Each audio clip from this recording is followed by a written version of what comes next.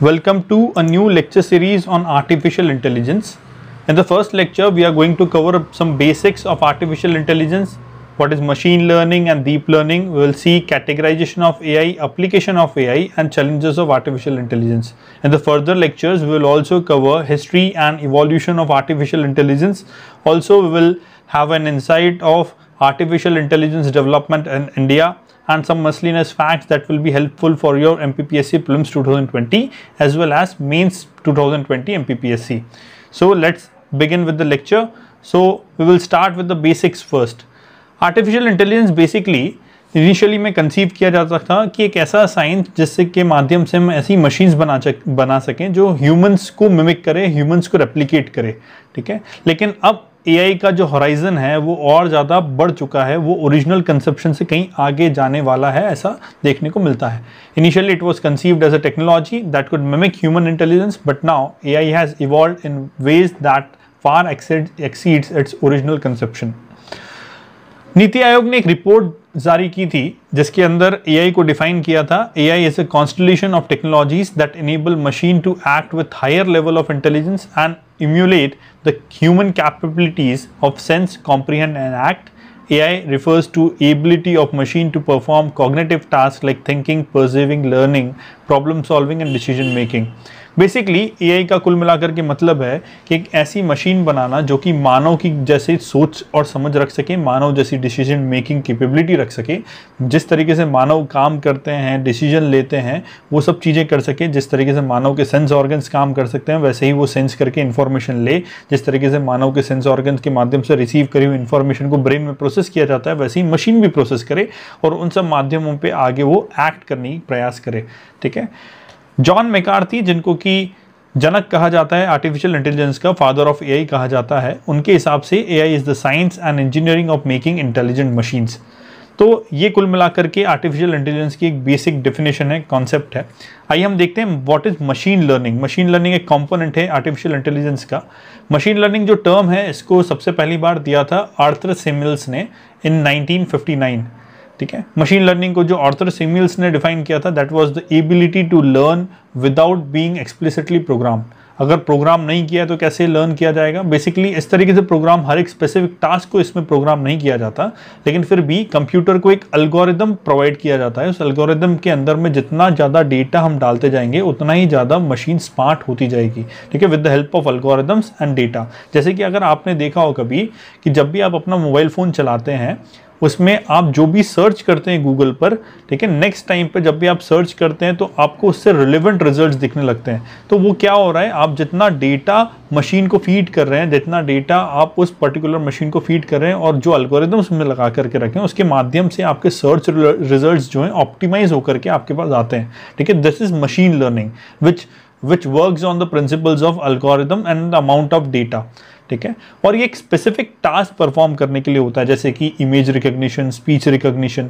आपने देखा होगा कि बहुत सारी बार में आपका स्पीच रिकॉग्नाइज किया जा सकता है, इमेज रिकॉग्नाइज की जा सकती है। किस तरीके से की जा सकती है? एक एल्गोरिदम फीड रहता है कि इस एल्गोरिदम में हम ये चीज़ें नापेंगे। जैसे स्पीच, तो स्पीच में आप क्या क्या नाप सकते हैं? एम्पलीट्यूड नाप सकते हैं, फ्रीक्वेंसी नाप सकते हैं, जिसके माध्यम से आप एक व्यक्ति की वॉइस को दूसरे व्यक्ति की वॉइस से अलग कर सकते हैं, ठीक है। साथ ही साथ जैसे कि स्पीच रिकॉग्निशन आजकल गूगल में आने लगा है, ठीक है, फोन्स में आने लगा है, गूगल जो वॉइस है उसमें आने लगा है, जिसके माध्यम से आप बोल करके टाइप कर सकते हैं, that is speech recognition basically. तो ये भी काम किसकी मदद से हम कर सकते हैं? मशीन लर्निंग की मदद से हम कर पा रहे हैं। और ये मशीन लर्निंग क्या है? बेसिकली एक एल्गोरिदम प्रोवाइड कर रखा है कि अगर ये चीज़, ये फ्रीक्वेंसी, ये एम्पलीट्यूड अगर आ रहा है तो आपको इसको ये वर्ड समझना है, ठीक है। ऐसे इमेज रिकॉग्निशन होता है कि आप जैसे आपका लॉक खोल सकते हैं फ़ोन का, कैसे आपके फ़ोन के अंदर में आपने आपका चेहरा जो है फीड कर दिया, जैसे ही आपका कैमरा आपके चेहरे को देखेगा वैसे ही वो फ़ोन को अनलॉक कर देगा। These are all machine learning, ठीक है। तो ये मशीन लर्निंग वाली चीज़ हो गई। Next we have something more deeper to dig into, that is deep learning, जिसके बारे में अभी इतना ज़्यादा रिसर्च हो नहीं पाया है। लेकिन डीप लर्निंग जो है that is a type of machine learning that can process a wider range of data and resources and requires less data pre-processing by humans and can often produce more accurate results than the traditional machine learning approaches. Basically AI में एक machine learning है जिसमें हमको programming करनी पड़ती है, मतलब humans को प्री प्रोसेसिंग करनी पड़ती है डेटा की उसको फीड करने के पहले। लेकिन डीप लर्निंग एक ऐसी टेक्नोलॉजी है जिसमें मैक्सिमम काम जो मशीन करेगी, ह्यूमंस उसमें कम डेटा प्रोसेस करके देंगे। इसके अंदर बेसिकली होता क्या है, जिस तरीके से हमारे दिमाग के अंदर न्यूरॉन्स का एक नेटवर्क है जिसको हम बोलते हैं न्यूरल नेटवर्क, वैसे ही एक आर्टिफिशियल न्यूरल नेटवर्क बनाया जाता है सॉफ्टवेयर बेस्ड कैलकुलेटर्स की मदद से, ठीक है। और जैसे हमारे दिमाग के अंदर न्यूरॉन्स की एक लेयर्स होती है, न्यूरल नेटवर्क्स की एक लेयर होती है, वैसे ही यहाँ पर हम कंप्यूटर में सॉफ्टवेयर की एक लेयर बनाते हैं, लेयर बाय लेयर, जिसको हम बोलते हैं आर्टिफिशियल न्यूरल नेटवर्क, ठीक है। जिससे कि बहुत ज़्यादा कॉम्प्लेक्स फीचर्स ऑफ डेटास के बहुत ज़्यादा कॉम्प्लेक्स फीचर्स को भी सिस्टम जो एनालाइज करता है और उसको सोचने की क्षमता उसमें बढ़ती है, ठीक है। The network can then make a determination of the data and learn if its determination is correct and use what it has learned to make determination about new data. For example, once it learns what an object look like, it can recognize the object in a new image, ठीक है। जैसे computer vision technology, auto drive vehicles जो आते हैं, इसमें deep learning की technology use की जा रही है। ऑटो ड्राइव व्हीकल्स में आप देखिए ड्राइवरलेस कार्स आजकल चल रही हैं, ठीक है। जैसे टेस्ला ने एक कार निकाली है, ड्राइवरलेस कार है। इसके पहले भी 2000s के बाद में भी 1990s के बाद में भी एक ऐसी कार आ चुकी है जो मर्सिडीज़ ने निकाली है, जिसको पेरिस की रोड पर काफ़ी समय तक दौड़ाया गया था। 130 किलोमीटर प्रति घंटे की रफ्तार से उसको दौड़ाया गया था, ठीक है। उसमें क्या चीज़ वो यूज़ कर रहे हैं, डीप लर्निंग, जिसकी मदद से कंप्यूटर जो है या फिर मशीन जो है पूरी तरह से सोच पा रही है कि आसपास उसकी क्या चीज़ें चल रही है। कंप्यूटर विजन टेक्नोलॉजी भी उसके अंदर है, साथ में उसमें ब्रेक अप्लाई भी करने के लिए ऑप्शन है। मतलब पूरी तरह से कार जो है ऑटोमेटिकली चल रही है, ऑटो ड्राइव व्हीकल चल रहा है, ड्राइवरलेस व्हीकल चल रहा है ना। उसके अंदर ये तरीके के प्रोसेसेस यूज़ किए जा रहे हैं। डीप लर्निंग का शब्द का जो पहली बार यूज़ किया था that was by Rene Descartes, ठीक है। ये विकीपीडिया के हिसाब से, लेकिन कुछ अदर रिसोर्सेज जो हमने रेफर करे जिसके माध्यम से जॉफरी हिंटन का नाम भी देखने को मिलता है, ठीक है। Now will see categorisation of artificial intelligence. देखिए कैटेगराइजेशन अगर हम करें तो सबसे पहला कैटेगराइजेशन है weak AI and strong AI, ठीक है। वीक एआई का मतलब है सिमुलेटेड थिंकिंग, ठीक है। इसका मतलब कुल मिलाकर के ये है कि कंप्यूटर जो है या फिर एआई जो सॉफ्टवेयर हमने बनाया है वो एक्चुअल में प्रिटेंड ऐसा कर रहा है कि वो सोच कर आंसर दे रहा हो, ठीक है। लेकिन वास्तविकता में उसको ये नहीं पता कि वास्तविकता में वो क्या कर रहा है, क्या चीज़ परफॉर्म कर रहा है। जैसे फॉर एग्जांपल आपने बहुत सारे बॉट्स देखे होंगे कंप्यूटर पर जो कि आपके साथ इंटरेक्ट करते हैं, ठीक है। जैसे एसबीआई कार्ड का एक बॉट है जिसका नाम है ईला, ठीक है।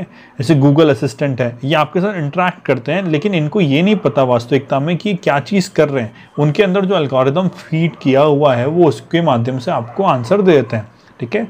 जैसे दो ह्यूमंस जो आपस में कन्वर्जेशन करते हैं तो वो आपस में एक दूसरे को जानते हैं कि एग्जैक्टली हु वी आर, हम क्या कर रहे हैं, हम क्यों कर रहे हैं, लेकिन ये मशीन को नहीं पता। That is known as weak AI.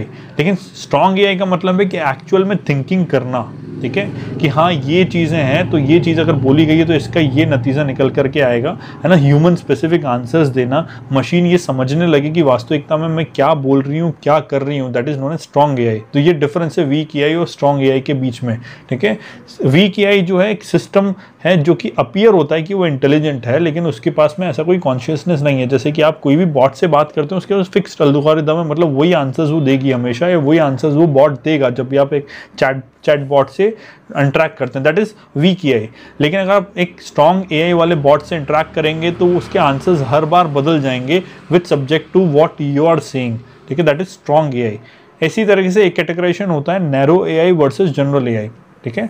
Narrow AI का मतलब है एक ऐसा आर्टिफिशियल इंटेलिजेंस का प्रोग्राम जो कि एक स्पेसिफिक टास्क करने के लिए बनाया गया हो या फिर एक set number of task perform करने के लिए बनाया गया हो। जैसे कि IBM ने एक कंप्यूटर डेवलप किया था जिसका नाम है IBM डीप ब्लू, जिसने कि एक उस समय के वर्ल्ड चैंपियन, चेस चैंपियन को डिफीट किया था जिनका नाम था गैरी कैस्परोव इन 1997, ठीक है। ये एक चेस प्लेइंग कंप्यूटर था। लेकिन अगर आपको मैं ये बताऊं कि ये चेस प्लेइंग कंप्यूटर खाली सिर्फ चेस खेल सकता था, लेकिन ये अगर इसको कोई दूसरा गेम खेलने को दिया जाए तो ये एक भी कमांड या एक भी बाजी नहीं जीत पाएगा, या फिर इसको ये पता भी नहीं होगा कि उस गेम को कैसे खेला जाएगा, ठीक है, मतलब कि वो कंप्यूटर सिर्फ किस लिए बना है, चेस खेलने के लिए। चेस के अलावा अगर उसको और कोई गेम खिलाने की मैं बात करूं या फिर और कोई एआई वाला टास्क परफॉर्म करने की मैं बात करूं तो उससे वो टास्क नहीं बनेगा। ठीक है, जैसे कि यहाँ पर भी मैंने लिख रखा है कि the first for example the capabilities of IBM Deep Blue the chess playing computer that beats world champion Garry Kasparov in 1997 were limited to playing chess. It wouldn't have been able to win a single game of tic-tac-toe or even know how to play.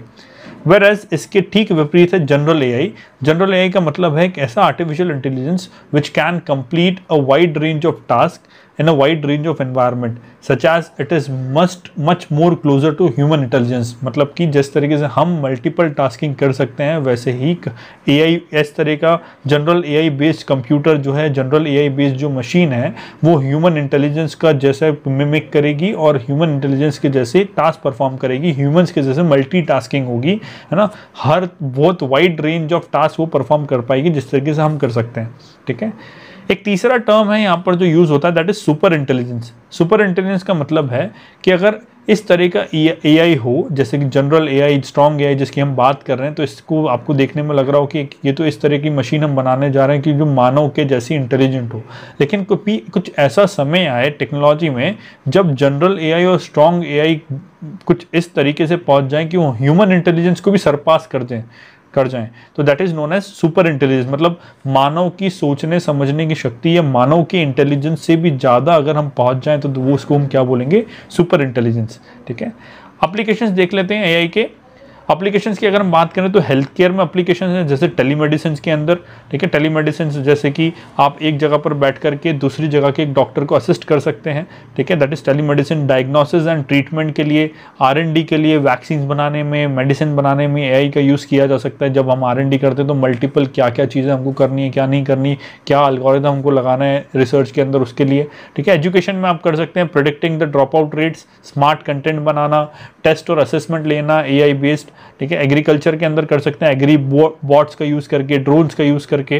ठीक है, agree bots जो आप use कर सकते हैं drugs deliver करने के लिए, मतलब फर्टिलाइजर डिलीवर करने के लिए ड्रोन्स आप यूज़ कर सकते हैं। ठीक है, स्प्रेइंग करने के लिए ऑटोनोमस ट्रैक्टर बनाया जा सकता है एग्रीकल्चर के लिए एआई बेस्ड, जो कि चल सके अपने आप ही ज़मीनों को, है ना, उसमें फीड कर दिया जाए कि इतना एरिया जो है इस व्यक्ति का है, उस एरिया को वो काम करके वापस आ जाए। वेदर फोरकास्टिंग के लिए सॉइल सेंसर्स हम लगा सकते हैं एआई बेस्ड, जिसकी मदद से हमको पता चल सके कि किस समय पर सॉइल को किस न्यूट्रिएंट की आवश्यकता है। स्मार्ट सिटीज़ बनाने के लिए जैसे कि स्मार्ट घर बना लें कि घर से हम बाहर जैसे स्टेप करें वैसे ही पूरी की पूरी लाइट्स जो है बंद हो जाए, जैसे ही हम घर के अंदर आएँ लाइट चालू हो जाए, घर हमसे बातचीत करे, इस तरीके की बातें हों। स्मार्ट पार्क्स बन सकें, सेफ्टी के लिए हम कर सकते हैं। ठीक है, सेफ्टी में जैसे कि क्राइम रिकॉर्ड्स या क्रिमिनल्स को देख करके समझ सकें, एक्टिविटीज़ को देख करके, है ना, कंप्यूटर मशीन कुछ समझ सकें कि ये व्यक्ति अभी ये टास्क परफॉर्म करने वाला है, ये क्राइम कमिट करने वाला है, तो हम उस क्राइम को पहले ही प्रिवेंट कर लें।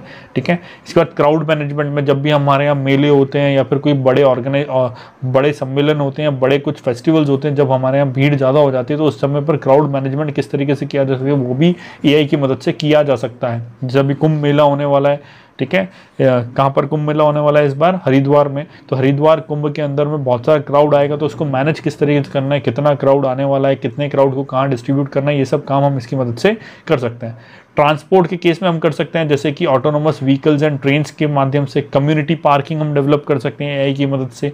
ठीक है, हम अभी कर ही रहे हैं, जैसे एक ड्राइवरलेस ट्रेन हमने लॉन्च करी है दिल्ली में। ठीक है, एक ड्राइवरलेस कार जो है मार्केट में आ रही है, जैसे कि अभी एक कंपनी है टेस्ला जो कि ड्राइवरलेस कार लेकर के आई है। ऐसे ही बहुत सारी कंपनी जो है ड्राइवरलेस कार्स के ऊपर काम कर रही है, जैसे MG भी काम कर रही है ADAS सिस्टम पर, जो कि एक तरीके से असिस्टेड ड्राइवरलेस कार है। ठीक है, बहुत सारे काम वो जो है गाड़ी खुद कर लेती है, लेकिन आपको ह्यूमन असिस्टेंस उसमें देना पड़ेगा, मतलब कंप्लीटली ऑटोमेटेड नहीं है, ह्यूमन असिस्टेंस के साथ में सम और व्हाट ऑटोनोमस जैसा आप बोल सकते हैं। MG की एक ब्लास्टर करके गाड़ी इस तरीके की भी आ रही है, MG हेक्टर जिसने लॉन्च की, वैसे MG ब्लास्टर आ रही है जो कि इस तरह का व्हीकल है। ठीक है, तो ये एप्लीकेशंस हैं एआई के। इसके अलावा अगर हम चैलेंजेस की अगर बात करें तो ऑटोमेशन एंड मैकेनाइजेशन में result in decrease demand of labour. Human labour की डिमांड जो है कम हो गया, लेकिन हमारे हिंदुस्तान जिस देश में में जहाँ पर वैसे ही अनएम्प्लॉयमेंट काफ़ी ज़्यादा है, वहाँ पर हम AI अगर यूज़ करते हैं तो और ज़्यादा अनएम्प्लॉयमेंट होने का खतरा देखने को हो सकता है। ठीक है, इसके बाद डीप फेक्स, डीप न्यूड जैसे शब्द आपने सुने होंगे न्यूज़ में। ठीक है, डीप फेक्स और डीप न्यूड्स की मदद से पोर्नोग्राफी को बढ़ावा मिल रहा है, एक्ट्रेस और एक्टर्स के फोटो को पोर्नोग्राफी के अंदर यूज़ कर रहे हैं। ठीक है, इसी की तरह से ही मतलब बहुत सारे कंसर्न्स हैं on the privacy and security of data. Privacy, security, ethical regulations AI से रिलेटेड जो है वो एक कंसर्न का मुद्दा बने हुआ है, ये एक चैलेंज है। इसके अलावा there is inadequate availability of AI expertise, man power कम है, स्किलिंग अपॉर्चुनिटीज़ नहीं है, अभी AI के बारे में लोग जानते नहीं है, तो एजुकेशन नहीं है, एक्सपर्टीज़ नहीं है, तो किस तरीके से R&D किया जा सके, किस तरीके से आगे प्रोसीड किया जा सके, उसके बारे में हमारे पास जानकारी थोड़ी कम है, ये एक चैलेंज है। इसके बाद high resource cost and low awareness for adopting AI in business processes, मतलब बहुत ज़्यादा कॉस्ट है और बहुत कम अवेयरनेस है कि इसको AI को बिजनेस प्रोसेस में हम अडॉप्ट कर पाएँ, तो ये कुछ चैलेंजेस हमको देखने को मिलते हैं। ठीक है, नेक्स्ट लेक्चर में हम मिलेंगे कुछ और इंटरेस्टिंग रोचक जानकारी के साथ AI के बारे में, जिसके अंदर हम देखेंगे history and development of artificial intelligence. ठीक है, so till then stay home, stay safe, study online. Thank you. अगर आपको ये लेक्चर अच्छा लगा हो तो please like and share the lecture and do not forget to subscribe our channel for further updates.